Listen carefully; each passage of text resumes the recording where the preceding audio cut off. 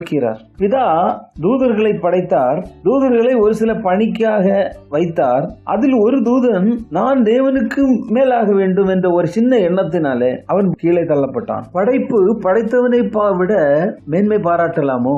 படைத்தவன் தன்னுடைய சுய விருப்பத்தின்படி படைக்கிறான். ஆமோஸ் 5:13 புத்திமான் அந்த காலத்திலே மௌனமாயிருக்க வேண்டும், அந்த காலம் தீமையான காலம்.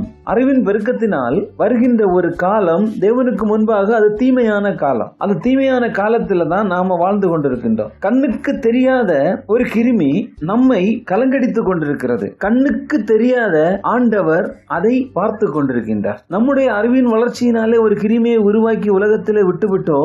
அதில் படுகின்ற பாடுகளை நாம் அனுபவித்துக் கொண்டிருக்கின்றோம். அவர் நம்முடைய எண்ணங்களை செயல்படுத்தும்படி அப்படியே விட்டு விடுகிறார். அதனால தான் இந்த காலம் தீமையான காலம் என்று சொல்கிறோம். நம்முடைய அறிவின் பெருக்கத்தினால் வருகின்ற அந்த தீமையான காலம். இந்த தீமையான காலத்துல நாம் என்ன செய்ய வேண்டும்? நம்முடைய அறிவுகளையும் பெருமைகளையும் மேன்மைகளையும் ஆண்டவருடைய பாதத்துல வைத்து கீழ்ப்படியும் போது அதிலிருந்து ஒரு விடுதலை கிடைக்கும். புலம்பல்ல பார்க்கும் போது அவரே அதை தன்மேல் வைத்தார் என்று அவன் தனித்திருந்து மௌனமாயிருக்க கடவன். இந்த கண்ணுக்கு தெரியாத எதிரி தாக்குகின்ற இந்த நாட்களில் நாம் நம்மை தாழ்த்தி முன்னான நாட்களை நினைவு கூர்ந்து நம்முடைய வாழ்க்கையை ஒப்பீடு செய்து நாம் ஆண்டவருக்கு என்ன செய்ய வேண்டும்?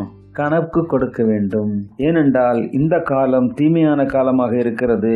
பிரியமானவர்களே, இந்த தீமையான காலத்திலிருந்து விடுவிக்க தேவன் ஒரு வழியை நமக்கு காட்டி தந்திருக்கின்றார். புலம்பல்ல சொன்னது போல அவரே அதை தன்மேல் வைத்தார் என்று அவன் தனித்திருந்து மௌனமாயிருக்க கடவன். நாம் நம்முடைய வாழ்க்கையில இதை உணர்ந்தவர்களாக உற்று நோக்கி உள்ளான மனிதனை மேலோட்டமாக பார்த்து என்ன தவறு செய்திருக்கிறோம், இந்த பிரச்சனைக்கு நானும் ஒரு காரணமா, இதிலிருந்து விடுபட என்ன வழி? நம்முடைய மாமிச கண்களுக்கு அந்த கிருமி நமக்கு தென்படவில்லை. ஆனால் தேவனுடைய பார்வையிலே அது மறைக்கப்படவும் இல்லை. தேவன் அதை கண்டுபிடித்து அதை அழித்து விடுவாரே. ஆனால் இதிலிருந்து விடுதலை நமக்கு கிடைக்கும். அந்த விடுதலையை பெற்றுக்கொள்ள நாம் ஆண்டவருடைய பாதத்தை நாடுவோம். அவர் பரிசுத்த ஆலயத்தில் இருக்கிறார். அவர் நம்முடைய இருதயத்திலே வாசம் பண்ண விரும்புகிறார். உங்களுடைய இருதயத்தை ஆண்டவரே இயேசு கிறிஸ்துவுக்கு திறந்து கொடுங்கள். இருதயமாகி ஆலயத்திலே அவர் வாசம் பண்ணும் போது கண்ணுக்கு தெரியாத இந்த எதிரியும் கலங்கடித்து ஓடுவான். உங்களுக்கு இந்த மாயையிலிருந்து ஒரு விடுதலை கிடைக்கும். உங்களுடைய வாழ்க்கையும் சீராகும். தேவனுக்குள்ளாக நீங்கள் வளர்வீர்கள்.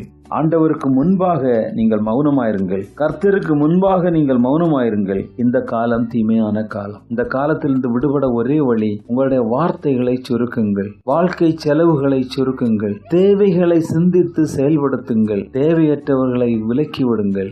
எப்பொழுதும் ஆண்டவருக்குள் நிலைத்திருங்கள். அவருடைய வசனத்தை வாசித்து ஜெபத்திலே தரித்து உறுதியாயிருங்கள்.